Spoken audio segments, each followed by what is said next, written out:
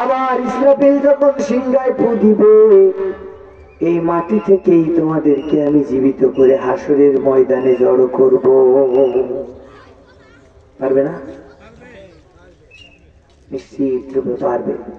তারপরে day after death, day of judgement, বিচার দিবস, এটি হবে, এটা সুনিশ্চিত। এতে সন্দেহ করার কোনো সুযোগ আছে? কথা বলেন। সুযোগ নাই। কেমন হবে সে দিনটা, তা কি একটু ধারণা নেওয়া উচিত না? মানে শীত যেমন আমাদের শীত বস্ত্রটা গায়ে সেরকম দিই, তাই না? হালকা শীতে হালকা কাপড়, ভারী শীতে ভারী ভারী কাপড়।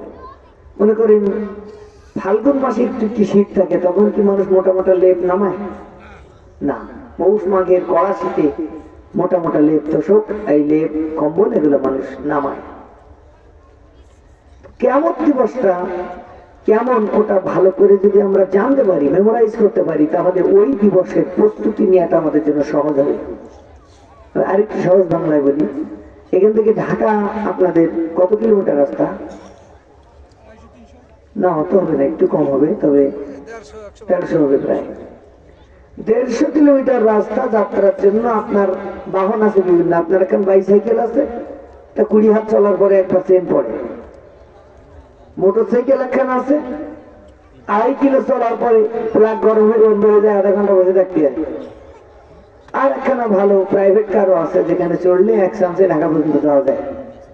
গন্তব্যটা যদি ঢাকা পর্যন্ত হয়, বাহন হিসেবে আপনি চেন পড়া বাইসাইকেল নেবেন, নাকি বন্ধ হওয়া মোটরসাইকেল, নাকি নীরবে চলে যায় সেই প্রাইভেট কার, যেটা স্বাভাবিকভাবে সুন্দরভাবে যায়, সেটা নেবেন না? আর গন্তব্য যদি মোড়া বাজার হয়, তাহলে তো হেঁটেই যাবে, কোনো বাহন লাগবে না, ঠিক না? তার মানে আপনার কন্ডিশন যেমন, প্রিপারেশন তেমন, এটা আমাদের সাধারণ মাথায় পৌঁছে, বুঝো তো? তো আমার বন্ধু, কিয়ামতের দিবসটা কত জটিল, পরিস্থিতিটা কত ভয়াবহ, ওইটা যদি একটু উপলব্ধিতে আনতে পারেন, তাহলে তার জন্য আপনার সামানাটা ওই রকম জব্দ হবে। আল্লাহ রাব্বুল আলামিন ওই বিচার দিবসের দিনটার বর্ণনা দিতে যে কোরআনে কারীমের ভিতরে বলছেন, ৫০ আলফা সানাতিন মিম্মা তাউদ্দুন, দুনিয়ার গণনা মতে ৫০,০০০ বছর হাসরবাসীকে ময়দানে মাহশারে দাঁড়িয়ে থাকা লাগবে। কয়দিন? এই পৃথিবীর কেউ অতদিন বেঁচেছে? আমার কথা শুনতে বুঝতে পারেন? এ যাবৎকাল পৃথিবীর রেকর্ডে নাই যে কেউ ৫০,০০০ বছর বেঁচেছে। আপনি আরাম, এখন ঘরের ভিতরে শীত আছে কিন্তু গরম নেই, হিট নাই, দরজা মরজা বন্ধ করে দিলে একটু তাপও কমে যায়, এই শীতও কমে যায়, তাপ বেড়ে যায়।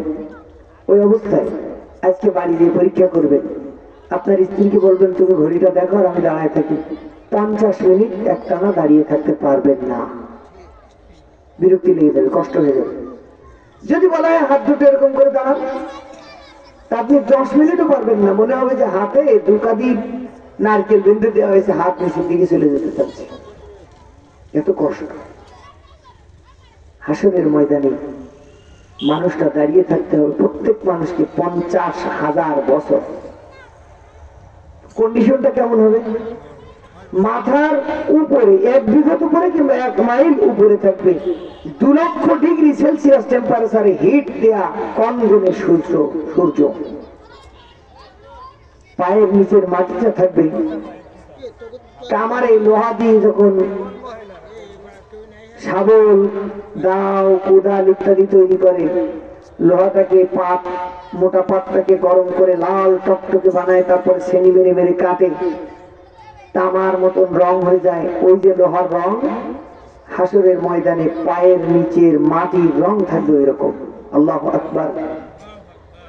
তো ওই রকম আগুনের মাটির উপরে দাঁড়িয়ে, আর মাথার ১ বিঘত উপরে বা ১ মাইল উপরে ২,০০,০০০ ডিগ্রি সেলসিয়াস টেম্পারেচার দিয়ে আলো জ্বালিয়ে রাখা সূর্যের নিচে আমরা কি দাঁড়ায় থাকতে পারবো? কথা বলেন না কেন? কোশ্চিন কালেও সম্ভব না, তাও দাঁড়ান লাগবে।